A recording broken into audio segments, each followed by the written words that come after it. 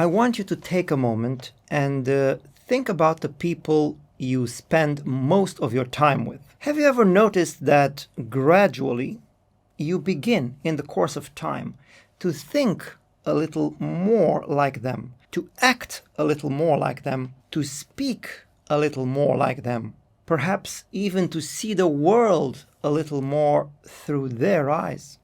Have you ever stopped to wonder how much of who you are today has quietly been shaped by the people around you?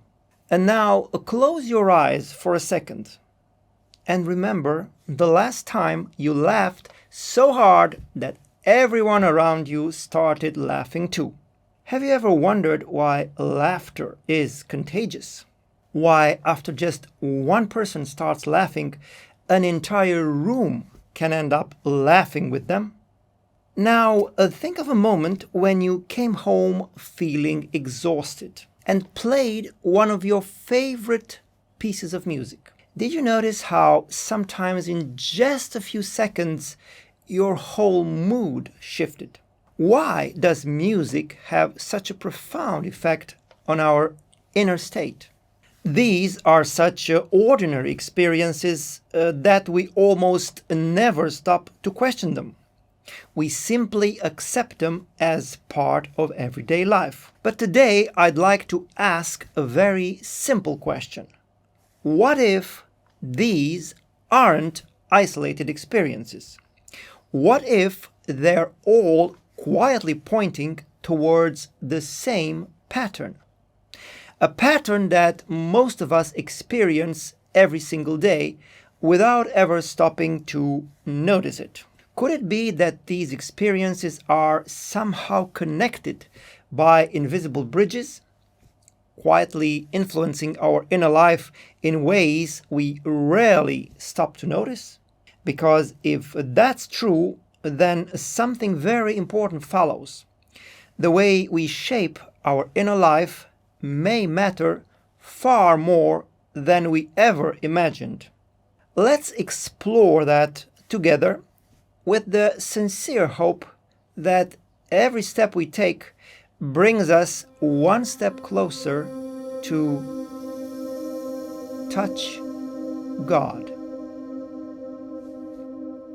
Last time we explored a rather surprising idea, that what many spiritual traditions call the attributes of God can be understood as subtle, sublime energies that are always present, always available. But that naturally leaves us with a very important question. If we accept that such realities truly exist, how do we actually connect to them? How does this relationship between our inner world and the world around us really work? To answer that, I'd like to begin somewhere completely different. Not with spirituality, not with philosophy, but with a few ordinary experiences that I believe every one of us has had.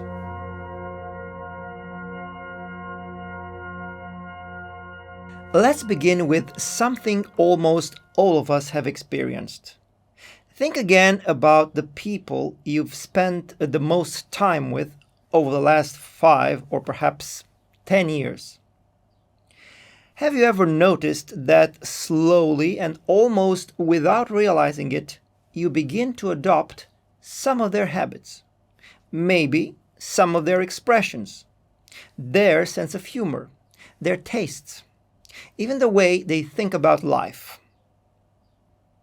It's so common that we rarely find it surprising. In fact, we've been talking about it for centuries. Birds of a feather flock together. Or, as the book of Proverbs beautifully puts it, he that walketh with wise men shall be wise. And Seneca, 2,000 years ago, advised, keep company with those who may make you better. Isn't it interesting that people separated by continents languages, and centuries kept making remarkably similar observations. Why? Why do the people around us shape us so profoundly? What is it that quietly transforms us over time? Perhaps that's simply how friendships work, or perhaps it's our first glimpse into something much deeper. Now, let's look at something even more familiar, perhaps: laughter. We've all experienced it. Sometimes someone begins laughing, perhaps not even very loudly, and within a few moments, another person starts laughing too. Then another, and before long, an entire room is laughing. What's really funny is that sometimes people don't even know why they're laughing anymore. They're simply laughing because everyone else is. We've noticed this for so long that it has become part of everyday language. Laugh and the world laughs with you. And we simply say laughter is contagious. But have you ever stopped to think about that word, contagious? Why contagious? What exactly is being caught? After all, nobody's passing around a virus. Why is it that one person's inner state can so effortlessly become the inner state of an entire group? Perhaps that's simply how laughter works. Or perhaps it's another glimpse into something much deeper. Now, let's move to something even more intriguing: music. Think of a moment when you were feeling tired, perhaps even discouraged, and then you played one of your favorite pieces of music.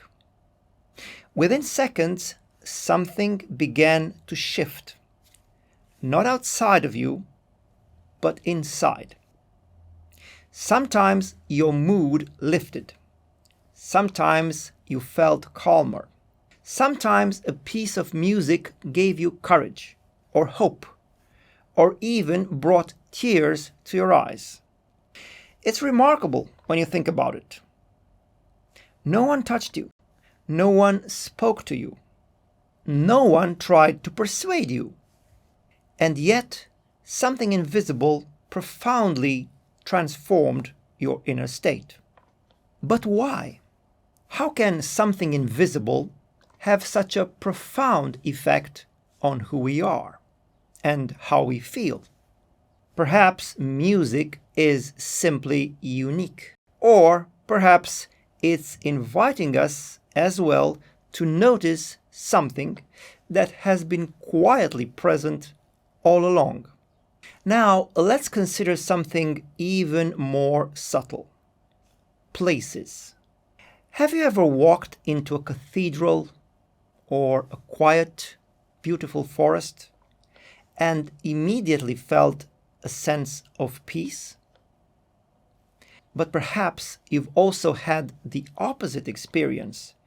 You entered a place that looked perfectly ordinary, and yet something about it felt strangely unsettling. You couldn't point to anything you saw.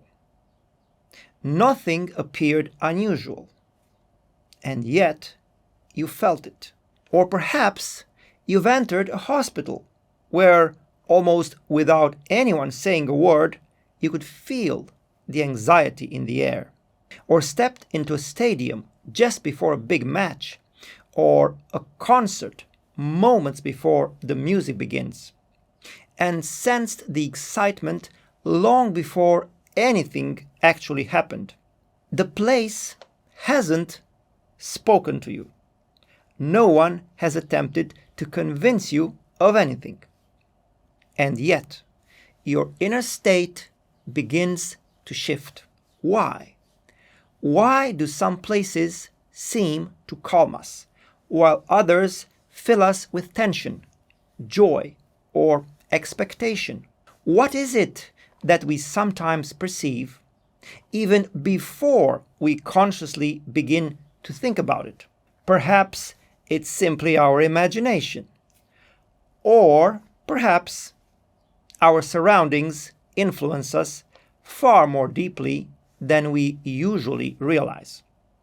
If people can influence us, if emotions can spread, if something invisible like music can transform us, and if places themselves seem to affect our inner state, perhaps it's finally time to ask whether these are really separate experiences after all. Now, let's finish with perhaps the simplest example of them all. Imagine a garden. Every day, a gardener walks through it. Some plants he waters, others he ignores. Little by little, almost without noticing it, the watered plants begin to grow. Not because they decided to, not because they believed they would, simply because they received nourishment. The gardener understands something we all intuitively know. Whatever we nourish grows. Not overnight, not dramatically, but patiently, day after day. And perhaps our inner life isn't so different. Every day, through the people we spend time with, the conversations we have, the music we listen to, the places we choose to be in, we are quietly watering something within ourselves. Some qualities become stronger, others slowly fade away. Perhaps after everything we've explored together, the question is no longer whether we are influenced. The real question is, what are we choosing to nourish? Because perhaps that single choice is shaping our lives far more than we ever imagined. If all these ordinary experiences are quietly pointing in the same direction, perhaps it's finally time to ask whether there is a deeper principle connecting them. Throughout history, philosophers, mystics, yogis, and contemplatives from many traditions noticed these kinds of experiences. They described them in different ways, sometimes using different languages, different symbols, and different metaphors, but many of them believed they were all pointing toward the same underlying principle. In the tradition from which I learned, that principle is called the Law of Occult Resonance. And before that name sounds too mysterious, let's remove one misunderstanding right from the start. The word occult simply means hidden, concealed. Hidden not because someone is trying to hide it from us, but because, like gravity before Newton, it quietly operates whether we notice it or not. The law of occult resonance proposes that all of the invisible influences we've explored today are not isolated phenomena, but expressions of a deeper principle that connects what is profoundly similar or alike. And this principle is spanning the entire universe. This week, don't believe me. Don't reject the idea either. Simply observe, notice the people around you. Notice the music you listen to. Notice the places that nourish you and the ones that quietly drain you. Don't try to prove anything. Just observe. Because every genuine discovery begins there.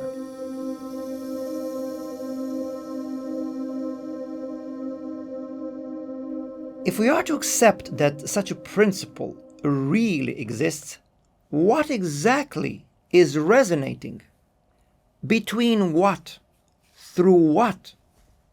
Why do some influences affect and transform us, while others barely affect us at all?